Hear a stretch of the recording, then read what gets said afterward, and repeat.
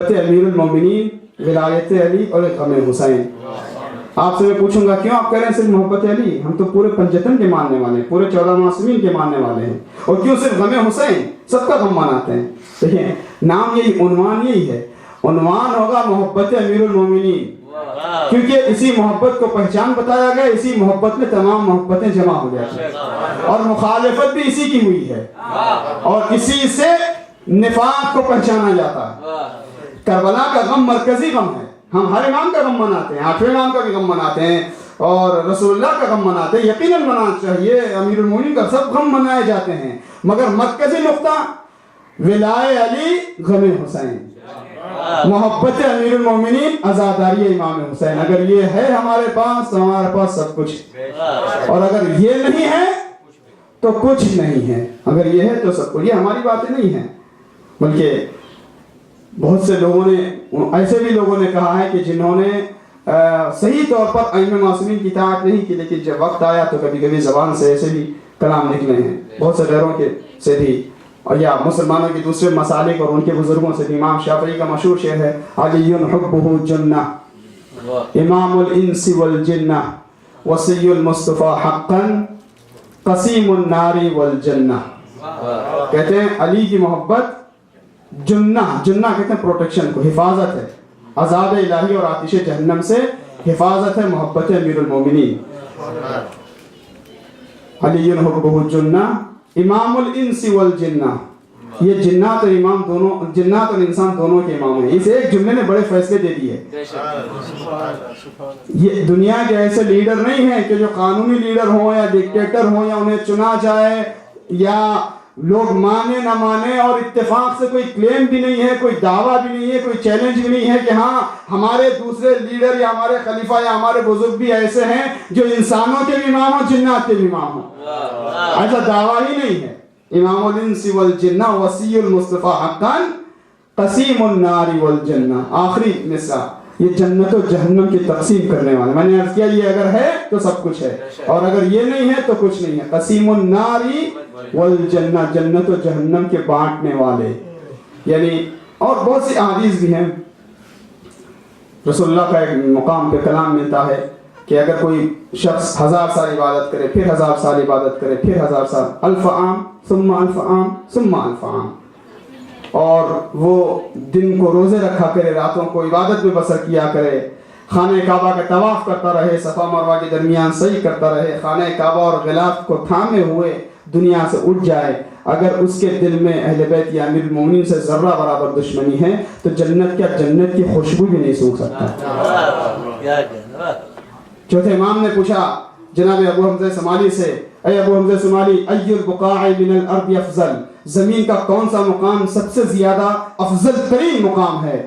ابو حمزہ Smalley نے کہا مولا امام بہتر جانتے ہیں, فرزند رسول آپ بہتر جانتے ہیں, آپ ہی بتا دیں کون سا مقام ہے. تو امام نے فرمایا ما بین الرکن والمقام, خانہ کعبہ میں مقام ابراہیم اور رکن کے درمیان کا جو حصہ ہے وہ دنیا کا سب سے بہترین حصہ ہے, اور خدا کسی کو نوح علیہ السلام کی عمر دے دے اور وہ پوری زندگی عبادت کرتا رہے, اور وہاں طواف کرتے ہوئے صحیح کرتے ہوئے خانہ کعبہ کے پاس اگر اس کی جان چلی جائے, اگر اس کے دل میں ہماری محبت نہیں ہے اور ہمارے بیت سے دشمنی ہے تو جنت کی خوشبو تک نہیں سونگھ سکتا. رضا سرسیل صاحب کہتے ہیں خوشبو نہ آئے جس سے وہ کاغذ کا پھول ہے, خوشبو نہ آئے جس سے وہ کاغذ کا پھول ہے, بے حب اہل بیت عبادت فضول ہے, بے حب اہل بیت عبادت فضول ہے, جنت بلا علی کے مسلمان کی پھول ہے. سب نے سنا ہے صاف یہ قول رسول ہے, جو بھی علی کے عشق سے دامن بچائے گا, جو بھی علی کے عشق سے دامن بچائے گا, کعبے میں بھی مرے گا تو دوزخ میں جائے گا.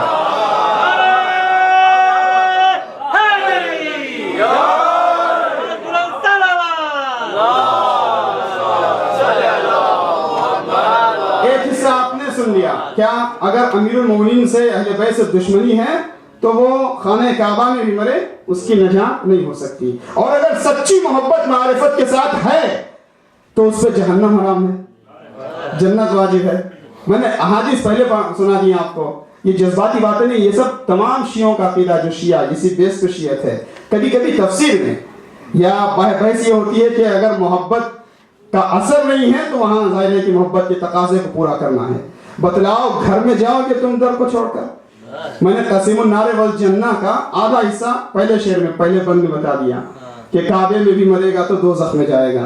اور اس کے بعد کا دوسرا حصہ بتلاؤ گھر میں جاؤ گے تم در کو چھوڑ کر, منزل کسی نے پائی ہے رہبر کو چھوڑ کر, سیراب ہو گے ساقی کوثر کو چھوڑ کر, آخر ملے گا کیا تمہیں حیدر کو چھوڑ کر.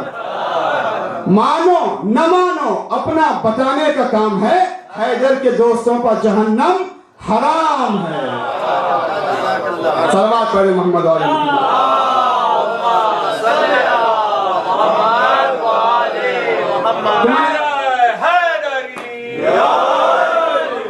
تو میں نے عرض کیا کہ اگر یہ دولت ہے تو یہی سب کچھ ہے, اور اگر یہ نہیں ہے تو کچھ نہیں. ایک کیا, ایک محبت امیر المومنین, ولایت امیر المومنین. اور ولایت کا مطلب کیا ہے؟ دیکھیں قرآن مجید میں مودت کا سوال ہم سے ہوا, قُلْ لَا أَسْأَلُكُمْ عَلَيْهِ أَجْرًا إِلَّا الْمَوَدَّةَ فِي الْقُرْبَى. ہم سے مودت کا سوال ہوا ہے, ترجمے کی ضرورت نہیں ہے, اصل آیت کی طرف اشارہ ہی بہت کافی ہے. مودت کہتے کس کو؟ اردو میں ترجمہ ہو جاتا مودت کا مطلب بھی محبت, چاہت. محبت کا مطلب بھی چاہت. لیکن محبت اور مودت میں فرق کیا ہے؟ ایک عربی ادب کے اعتبار سے, لسانی اعتبار سے فرق بتایا گیا کہ محبت یعنی چاہت, مودت ایسی محبت کو کہتے ہیں جس میں اطاعت بھی ہو, یعنی محبت پلس اطاعت از اکول ٹو مودت. اگر محبت ہے صرف زبان سے, ظاہر ہے کہ دل کو اٹریکشن ہونا, جاذبیت ہونا اچھے شخصوں سے, اچھی شخصیتوں, اچھے کرداروں سے, یہ تو فطرت کی بات ہے. لیکن معرفت کے ساتھ نقش قدم ڈھونڈتے ہوئے اپنے اندر جناب سلمان سے ایمان کی معرفت, جناب میسم سے جذبہ مدح کرنے کا, مالک اشتر سے نصرت کا جذبہ, قمبر سے غلامی کا جذبہ, کربلا والوں سے قربانی کا جذبہ لے کر کوئی راہ اہل بیت پر مضبوطی سے قائم رہے تو وہ سچا محب اہل بیت ہے. وہ خود بھی جنتی ہے, دوسروں کو جنت دلا بھی سکتا. بس شرط کو پورا کرنا ہے, جہاں محبت ہے وہاں محبت کے تقاضے کو پورا کیا جائے. اور یہ محبت کا رشتہ بنتا بھی فکر اور عمل سے ہے, صرف زبان سے نہیں, نام رکھ لینے سے نہیں, صرف قبیلے سے نہیں, صرف گروہ کے کہلانے سے نہیں, بلکہ حقیقت میں صرف اور صرف یہ بنیاد مضبوط ہوتی ہے فکر و عمل سے, عقیدہ و عمل سے. امیر المومنین کے نقش قدم ڈھونڈتے جاؤ, ڈھونڈتے جاؤ. یہ نقش قدم اردو زبان میں کیوں استعمال ہوتے ہیں؟ کہ جن کو یہاں ان کے نشان ڈھونڈنے کی عادت ہے وہ پل صراط سے گزرتے ہوئے تکلیف میں نہیں ہوں گے. کیوں؟ اس لیے کہ انہیں پتا ہے کہ کس راستے سے چلنا ہے. تو جو لوگ دنیا میں علی کے راستے پہ چلتے ہیں وہ پل صراط سے آسانی سے گزر جاتے ہیں. بس چلے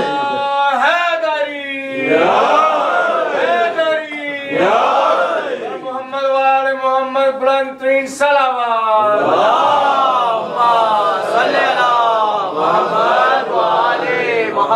تو ایک ولائے امیر المومنین, ایک غم حسین, ایک نسبت حسین سے, امام حسین سے نسبت. عزیزو, ایام عزا 1437 کے 2 مہینے گزر چکے, آخری ہفتہ باقی ہے. خدا کی قسم اس نعمت پر فخر کریں, خدا کا شکر بجا لائیں. اس نعمت پر جتنا شکر بجا لائیں کم ہیں. ایک مقام پہ امیر المومنین نے کہا ہے وہ مشہور مناجات میں کہ خدایا میرے لیے یہی عزت ہے کہ تو میرا رب ہے, اور میرے لیے فخر کی بات یہی ہے کہ میں تیرا بندہ ہوں. تو ہے ایسا جیسا تو چاہتا ہے, مجھے بنا لے ایسا جیسا تو چاہتا ہے. تو ہے ایسا جیسا میرا جی چاہتا ہے, مجھے بنا لے ویسا جیسا تو چاہتا ہے. تفسیر میں جانے کی سب گنجائش نہیں ہے. ہم مولا امیر المومنین کی بارگاہ میں عرض کرتے ہیں, مولا حسین کی بارگاہ میں عرض کرتے ہیں, مولا ہمارے لیے سب سے بڑی عزت یہ کہ آپ ہمارے مولا ہیں. ہمارے لیے سب سے بڑا فخر یہ ہے کہ ہم آپ کے غلام ہیں. ہم دنیا کے غلام نہیں ہیں, ہم دولت کے غلام نہیں ہیں, ہم قبیلوں کے غلام نہیں ہیں, ہم سٹیٹس کے غلام نہیں ہیں, ہم شہریت کے غلام نہیں ہیں. ہمارا سب سے بڑا شرف یہ ہے کہ ہم علی کے غلام ہیں, علی کے غلاموں کے غلام ہیں, حسین کے غلام ہیں, حسین کے غلاموں کے غلام ہیں. ہم قمبر کی غلامی کرنے والے جناب شہزادی فضہ کی کنیزی پر فخر کرنے والی ہماری خواتین ہیں. اور یہی سب سے بڑا شرف ہے. دنیا کے بادشاہوں کا ذکر نہیں ہے, دنیا کی بڑی بڑی شہزادیوں کا ذکر نہیں ہے, لیکن جن کو در سیدہ پر غلامی کرنے اور کنیزی کرنے کا شرف ملا وہ ہمارے لیے دنیا کے بادشاہوں سے بہت زیادہ عظمت رکھتے ہیں. وہ ہمارے لیے آئیڈیل ہیں، وہ ہمارے لیے نمونہ ہیں۔ تو سب سے بڑی فخر کی بات یہ ہے کہ ہم حسینی ہیں، اس پر فخر کریں، پہلے تو فخر کریں، پھر ہم پہچانیں، پھر اس کے بعد اس محبت کی نورانیت میں اپنے آپ کو منور بنا لیں۔ نور ہمارے وجود سے ساتھ ہوتا رہے گا، ہم خود نورانی بن جائیں۔ یہ جذباتی بہکی باتیں نہیں کر رہا ہوں میں، خدا شاہد ہے۔ اگر امام حسین اور اہل بیت سے حقیقی معنوں میں کنیکشن مل گیا تو ہم بھی بڑے عظیم ہو جاتے ہیں، ہم اپنی قدر کو پہچانیں۔ بھائی حسین سے تعلق فخر کی بات ہے کہ نہیں ہے؟ عجیب بات ہے، عجیب بات ہے۔ لیکن آپ شب جمعہ امام کی بارگاہ میں پڑھتے ہیں، امام تو چھوڑے، امام تو اپنی جگہ پہ، شہداء کربلا سے جب آپ خطاب کرتے ہیں تو شہداء کربلا سے خطاب میں کہتے طبتم وطابت الارض التي فيها دفنتم، توجہ کا تعریف ہوں، تم بھی پاک ہو اے شہداء کربلا، آپ بھی پاک، اور تم نے اس زمین کو بھی پاک کر دیا۔ وطابت الارض التي فيها دفنتم، جس خاک پر تمہارا جنازہ گرا اور تمہاری قبریں بنی اور جس خاک کو تم سے نسبت ہو گئی اس کو تم نے پاک کر دیا۔ جس خاک، مٹی میں تو کوئی اثر نہیں ہوتا نا، مٹی میں کوئی سینس تو نہیں ہے، مٹی پتھر میں کوئی سینس ہے؟ کوئی سینس کا تصور ہی نہیں ہے۔ وہ سینس بھی نہیں ہے جو کم سے کم درختوں میں ہوتا پھلنے پھولنے کا، وہ سینس بھی نہیں ہے جو جانوروں میں ہوتا ہے۔ سینس لیس چیز کا نام ہے مٹی اور پتھر کا۔ جب امام حسین سے نسبت تو اپنی جگہ پر، شہداء کربلا سے جب ایک زمین کو نسبت ہوئی تو وہ زمین پاک ہو گئی۔ تو کیا میرا دل شہداء کربلا کے غم میں مغموم ہو، امام حسین کے غم میں مغموم ہو، میرا دل پاک نہ ہو تو کیا وہ دل ہے؟ جب زمین پاک ہو جاتی ہے تو کیا ہمارے ظرف پاک نہیں ہوں گے؟ کیا ہماری آنکھیں پاک نہیں ہوں گی؟ کیا ہمارے سینے پاک نہیں ہوں گے؟ کیا ہمارے گھرانے پاک نہیں ہوں گے؟ کیا ہماری زندگیاں پاک نہیں ہوں گی؟ کیا ہمارے خاندان پاک نہیں ہوں گے؟ کیا ہماری اولادیں پاک نہیں ہوں گی؟ کیا ہمارے ذہن و دل و دماغ پاک نہیں ہوں گے؟ پاک ہو جائیں گے۔ وہ پاک کرنے کی قابلیت رکھتے ہیں، شرط یہ کہ ہم پاک ہونے کے قابل بن جائیں۔ جب زمین پاک ہوتی ہے تو کیوں انسانی وجود پاک نہ ہو؟ پاک ہو رہے ہیں، ہوتے آئے ہیں الحمدللہ۔ اور پھر امام، میں نے کہا یہ شہداء کربلا سے نسبت، امام حسین سے نسبت، آپ تاریخ کو، روایتوں کو، زیارتوں کو ملا کے دیکھیں، جس چیز کو امام حسین سے نسبت ملی، جس کسی کو امام حسین سے نسبت ملی وہ بہت بلند ہو گیا۔ مٹی کو امام حسین سے نسبت ملی تو وہ رشک جنت بن گئی۔ جانور امام حسین کا تھا، جانور، لیکن اس کا ذکر زیارت میں آ گیا، ذکر تو آ گیا ذوالجناح کے طور پر، ٹھیک ہے، اور اس کا اپنا تاریخ میں ہے کہ امام حسین کی نصرت کرتا ہوا نظر آیا، الظلیمہ کہتا ہوا، حالانکہ جانور کا اپنا کوئی اختیار شعور نہیں ہے، ٹھیک ہے۔ میں ترتیب سے عرض کر رہا ہوں، ایک حر کو امام حسین سے نسبت ہوئی جو دنیا کا گنہگار ترین بننے والا تھا، وہ صرف علیہ السلام نہیں بنا، صرف ہم آپ سلام نہیں کرتے ہیں، جس کو انبیاء، ملائکہ، ائمہ اور زمانے کا امام سلام پیش کرے۔ فطرس کو امام حسین کے ذریعے سے بالوں پر مل گئے تو عرش بری پہ فخر کرتا ہوا گیا، من مثلی، کون مجھ جیسا ہو سکتا ہے، کون مجھ جیسا ہو سکتا ہے، میں تو آزاد کرتے حسین ابن علی ہوں۔ دیکھیے، فرشتوں نے، انسانوں نے، جانوروں نے، مٹی اور نے، کائنات میں جس کسی نے امام حسین سے نسبت پائی وہ بلند ہو کر اپنے اوپر فخر کرنے لگے۔ چھوڑے جانے دیں، توجہ کا تعلیم، وہ دنیا کی چیزوں کی کیا حقیقت، اگر وہ حسین سے منسوب ہو کر فخر کریں تو ان کا کیا؟ بھائی رسول اللہ کبھی دوش پر بٹھا کر تو کبھی دوران خطبہ منبر سے اتار کر، کبھی کہنے والا جب یہ کہے کہ کتنے خوش نصیب ہو حسن و حسین کہ تمہیں رسول کا دوش ملا، رسول ناکا بن گئے، کہا نہیں، مبارکباد مجھے دو کہ جیسے سوال مجھے ملے کسی کو نہیں ملے۔ حسین سے نسبت جوڑ کر فخر کرنا یہ سید الانبیاء کی سنت ہے، یہ سردار انبیاء کی سنت ہے۔ تو اس سے بڑے کوئی فخر کی بات ہو سکتی ہے؟ نہیں، ہمارا سب سے بڑا اثاثہ یہی ہے۔ آپ نے وہ بہت مشہور شعر سنا ہے نا کہ اسلام کے دامن میں بس اس کے سوا کیا ہے؟ ایک ضرب ید اللہ، ایک سجدہ شبیری۔ ہم کہتے ہیں اپنے لیے، ہماری زندگی میں فخر کے لیے اس سے بڑی اور بات کیا ہے؟ ایک محبت علی، ایک غم حسین۔ اور وہ سوال کا جواب میں دے چکا، محبت علی کا مطلب صرف امیر المومنین نہیں، پورے معصومین، 14 معصومین، پنجتن پاک، پھر انبیاء، اولیاء، سب اس میں ملا کے، غم حسین میں بھی سب صالحین کا غم، لیکن مرکزی نقطے میں جو لفظ استعمال کیا، جو ہیڈنگ استعمال کی جاتی ہے، جو سرخی ہے، وہ محبت علی، غم حسین، یہ ایمان کی پہچان بنا ہوا۔ تو یہ اگر ہمارے پاس ہے تو ہم کامیاب ہیں، ہمارے پاس سب کچھ ہے، اور اگر یہ نہیں ہے تو کچھ بھی نہیں، بس اس کی حفاظت کرنا ہے۔ گزرتے ہوئے ایام کے ساتھ ایک خود احتسابی، میں ایک بولنے والے کی حیثیت سے، ایک طالب علم کے طور پر، اور آپ سب ہم نے کتنا سنا پڑھا، الحمدللہ یہ تو نہیں کہہ سکتا کہ ہم نے کچھ پایا نہیں، لیکن تھوڑی دیر کے لیے ہمیں سوچنا ہے کہ محرم کی چاند رات سے پہلے الحمدللہ جذبات آمادہ تھے۔ ہر سال محرم آتے آتے ایسا لگتا ہے کہ اس سال کچھ خاص محرم ہے کہ نہیں ہے؟ یہ آپ کے جذبات ہیں کہ نہیں ہیں؟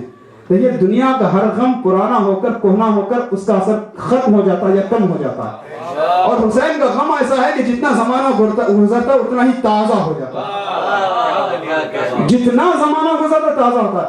آپ یقین سے بتائیں ہر سال محرم آنے سے پہلے دل کی دھڑکنیں بڑھنے لگی، محرم آ رہا محرم آ رہا محرم، بھائی کیا اس سال لگتا ہے کچھ اور محرم ہے، یعنی گزشتہ سال سے بھی کچھ اور محرم ہے۔ یہ جذبات ہیں، کیوں؟ یہ حدیث میں ہے کہ امام حسین کی شہادت پر مومنوں کے دلوں میں ایسی حرارت ہے کہ وہ حرارت کبھی گھٹتی نہیں بڑھتی جاتی ہے۔ تو امام حسین کے ہم نے 29